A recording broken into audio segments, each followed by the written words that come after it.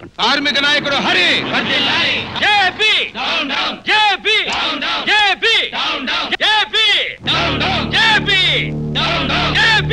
ఆగండి. ఏమిటిది? ఏం జరిగింది? సంఘ సేవకుడిగా పేరు తెచ్చుకొని కోట్లు గడిస్తే సరిపోయిందా?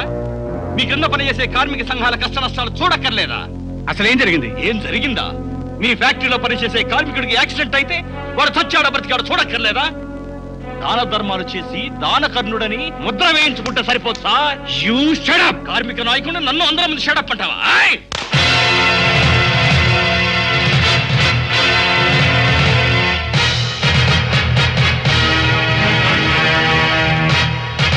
మరేమనాలి? రెండు చేతుల పనిచ్చి కడుపు నిండా అన్నం పెట్టిన ధర్మాత్ముడి మీద చేయతున్నందుకు స్టూపిడ్ అనాలా, స్కౌటర్ అనాలా? యాక్సిడెంట్ ఎక్కడైందో ఎప్పుడైందో తెలుసా నీకు? తెలియదు. ఆ వ్యక్తి ఎక్కడున్నాడో తెలుసా? తెలియదు. అతని కండిషన్ ఎలా ఉందో అదైనా తెలుసా? తెలియదు. ఏమీ తెలియకుండా యాక్సిడెంట్ జరిగిన 7 గంటలకు వచ్చి ఇప్పుడు మురుగుతున్నావు. Hold your time. మరవటం కాదు, యూనియన్ లీడర్గా అడగటం నా హక్కు. ఏమిటి నీ హక్కు? అసలు ఇంతవరకు ఎక్కడున్నావు? ఫ్యాక్టరీ విషయాలు పట్టించుకోకుండా డ్యూటీ టైంలో బార్లో కూర్చుని మందు తాగడం అని హక్కు? ఈ వర్కర్స్ అందరినీ బెదిరించి తప్పుడు పనులు చేయించుకోవడం అని హక్కు? అసలు యాక్సిడెంట్ ఎందుకు జరిగింది? నీ వల్ల జరిగింది.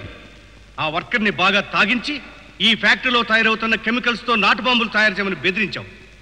వాడు తాగిన మత్తులో చేస్తుంటే ఈ యాక్సిడెంట్ అయింది.